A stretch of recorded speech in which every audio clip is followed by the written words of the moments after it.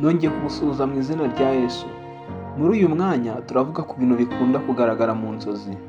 Inzozi ni ururimi Imana ikoresha ivugana n'abantu.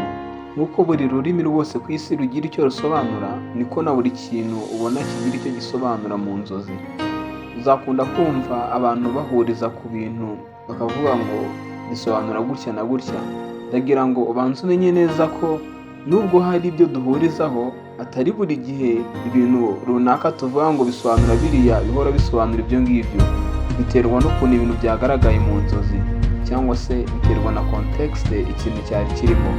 Ndaguha urugero. Mu nzozi bavuga ko inka isobanura ibigeragezo. Iyo ubonye inka izi gusanga ikwirukankana cyangwa se ikwica, biba bisobanuye ko hari ibibazo ugiye guhura nabyo mu buzima. Biba bisobanuye ko ushobora kuza guhura n'amakuba mu minsi iri imbere.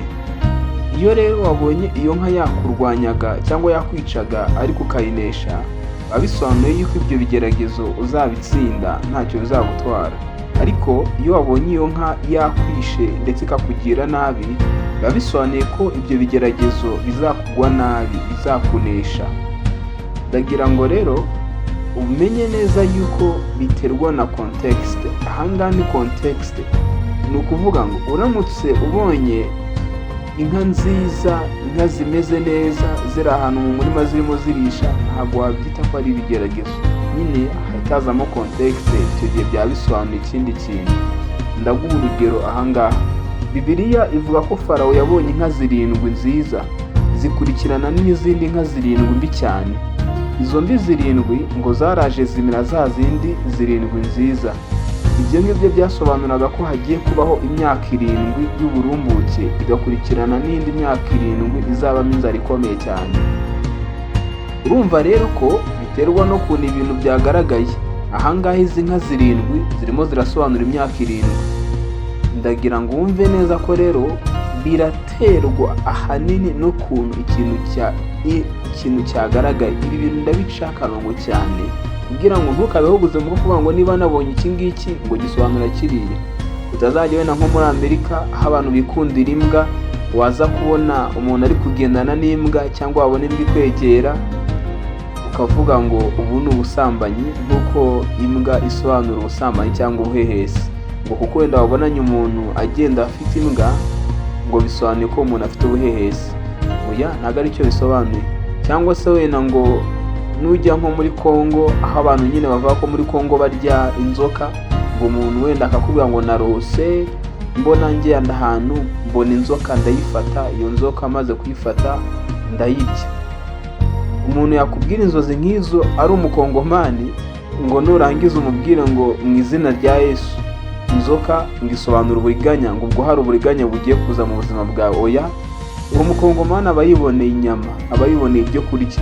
Nujya gusobanura inzozi rero, nanone hari buze kuzamo agace runaka aho abantu batuye, umuco w'abantu, cyangwa se uko ikintu cyemerwa muri iyi sosiyete runaka. Ugomba kubyitaho cyane nujya gusobanura inzozi.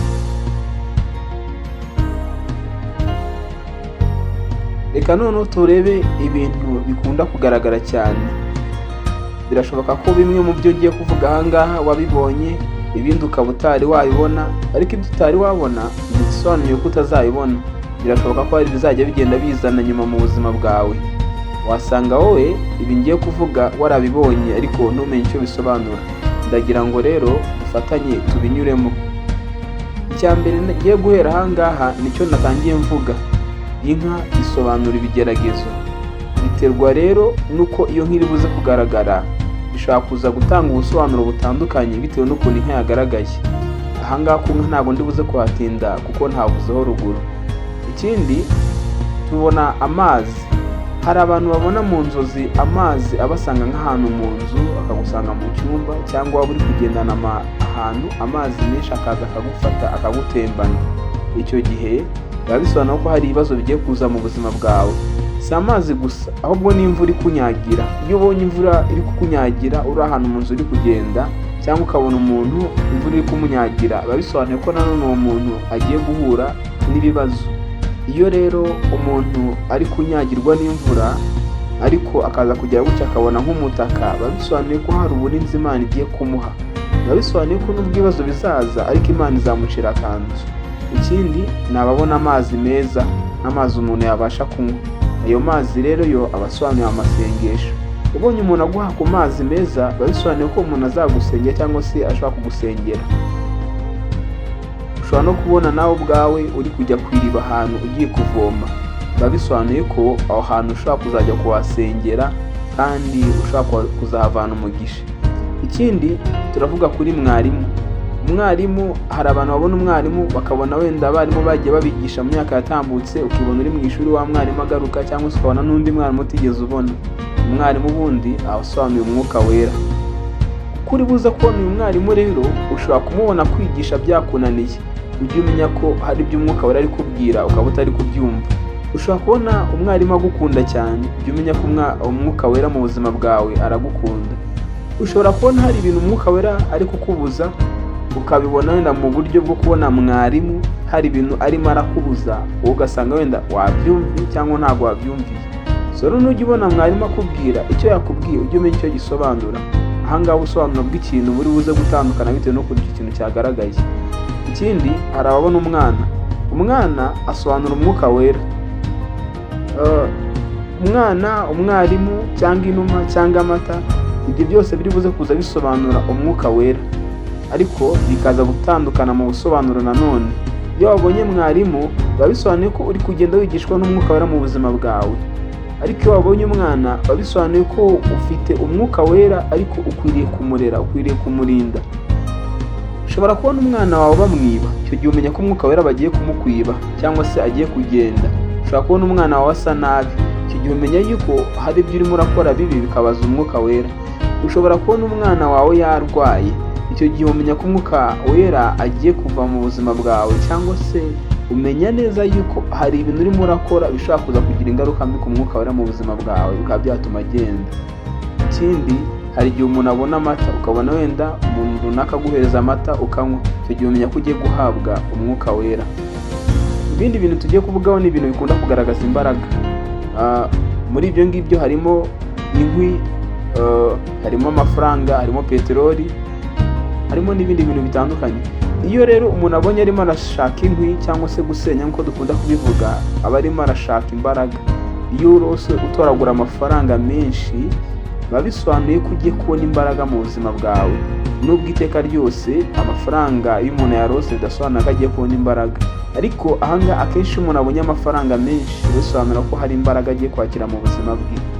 Ikindi ni peteroli. Ushobora kubona uri gutwara imodoka ukajya gushaka peteroli, ukajya gushaka amavuta, icyo gihe biba bisobanuye ko ukeneye imbaraga cyangwa se ugiye kubona imbaraga. Ikindi umuntu atakwibagirwa kuvuga ni ukurota uri kuguruka. Iyo urose uri kuguruka, biba bisobanuye ko ugiye kubona imbaraga cyangwa se uri kwaguka, aba ari ukwaguka mu buzima bw'umwuka. Hari abandi rero bakunda kubona amazirantoki cyangwa se amabyi nk'uko bikunda kuvugwa. Ibi ngibi bisobanura ibyaha. Iyo ubonye rero amazi avanze n'amazirantoki, biba bisobanura ko ari amasengesho avanze n'ibyaha. Kuvoma ni ugusenga. Iyo ubonye wagiye kuvoma, uba ukwiriye kujya gusenga. Iyo ubonye uvomera mu kintu cyamenetse amazi atuzura, amasengesho yawe nta kintu aba akumariye mu buzima. Ni ukuvuga ngo nubwo uri gusenga nta kintu biba bikumariye. Iyo ubonye uvoma ukavoma amazi meza ukuzuza, bisobanuye ko amasengesho yawe afite umugisha cyangwa se afite umumaro. Iyo umuntu abonye amagi asobanura umugisha. Ushobora kubona uhereza umuntu igi, ushobora kubona baguhereza amagi, ushobora kubona niba atoragura ahantu, icyo gihe byose biba bisobanuye umugisha. Kimwe n'imbuto, hari ababona imbuto zitandukanye, icyo gihe nazo ubundi akenshi imbuto zitandukanye zisobanura umugisha. Kubona baguha amaronji, kubona baguha ibinyomoro, ushobora kubona baguha avoka, ushobora kubona izo mbuto zitandukanye zisobanura umugisha. Ikindi tutakwibagirwa kuvuga aho ngaho ni ukubona umuntu atora imegeri. Hari abantu bazi imegeri cyangwa ibyobo, ibyo bintu byimeza cyangwa ibintu biva mu kirere, umuntu atarabyiteze ntacyo yabikozeho, icyo gihe bisobanura umugisha. Ni nk'imvura nziza igwa mu murima urimo imyaka igahembuka, icyo gihe nabyo biba bisobanura ko hari umugisha ugiye kwakira mu buzima bwawe. Ikindi rero turavuga ni akanyamasyo. Akanyamasyo gasobanura dayimoni wo kudindira. Ni ukuvuga ngo habagiye kubaho kudindira mu buzima bwawe bwo gusenga cyangwa se mu kindi kintu runaka wakoraga. Imbwa isobanura ubuhehesi cyangwa ubusambanyi. Imbwa akenshi ikunda kugenderana aha ngaha n'ihene. Hari ababona imbwa kandi bakabona ihene, icyo gihe biba bisobanura ubuhehesi cyangwa ubusambanyi.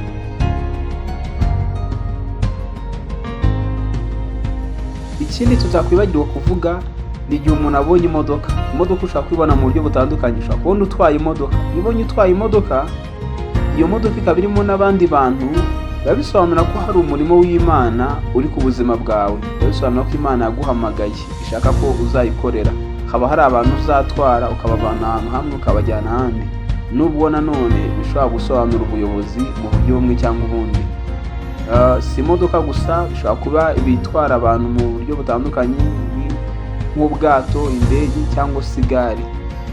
Uko wabonye icyo kinyabiziga kimeze, niba wabonye utwaye imodoka neza, biba bisobanuye ko uhagaze neza mu buzima bwo gukora umurimo w'Imana.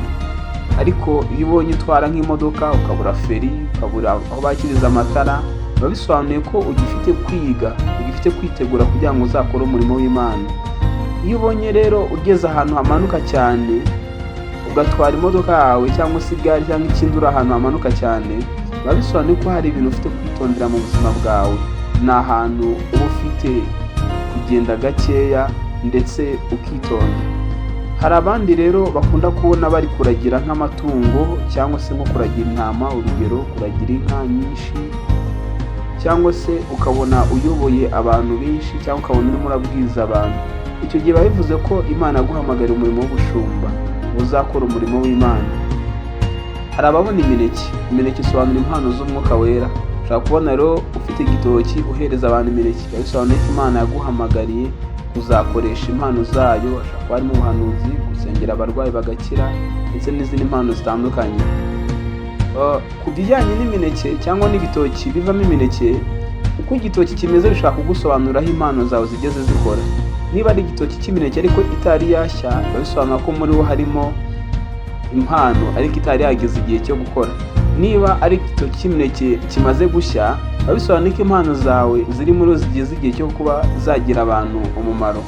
Niba noneho ubonye uri guhereza abantu imineke, biba bisobanuye ko ukwiriye gutangira ugakora umurimo w'Imana, ugakoresha impano z'Imana ziri muri wowe. Hari ababona telefone. Telefone isobanura kuganira n'Imana cyangwa se impano umuntu akoresha avugana n'Imana. Harimo nk'impano z'ubuhanuzi, kwerekwa, kurota n'izindi. Icyo gihe biba bisobanura kuganira n'Imana. Ushobora kubona rero telefone yawe izamo kode. Biba bisobanuye ko muri bwa busabane ugira uvugana n'Imana hagiye kuzamo ikibazo, uba ukwiriye kwitonda ugasenga. Ushobora kubona telefone yawe bayikwiba. Aho ngaho rero ufite kwitonda ukamenya ukuntu byagenze. Niba bayikwibye wagiye ahantu hari abantu benshi, hari nk'umuntu wendaga kuza kugusengera ngo akurambikeho ikiganza, ntukabyemere.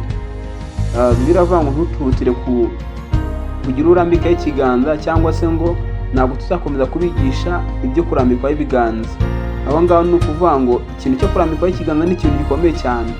Hari igihe rero umuntu akurambikaho ikiganza, kuko iyo umuntu akurambitseho ikiganza ushobora kwakira ikintu runaka cyangwa akagutwara ikintu runaka. Rero baramutse bakurambitseho ikiganza bakakwiba impano runaka, ushobora kubona nka telefone yawe bari kukwiba. Ni ukuvuga ngo ushobora kubona bakwibye telefone, ugomba kwitegura ugasenga ndetse ukagira kwirinda. Hari abandi babona bajya ku musarani. Kubona umuntu ajya ku musarani bisobanura kwiyeza cyangwa se kwatura, kwihana ibyaha. Iyo rero umuntu abonye yagiye ku musarani ntihanagure, biba bivuze ko yihannye, ariko hari igisigisigi, hari ibintu aba yasigaje, ntabwo yihannye nk'uko Imana yabishakaga.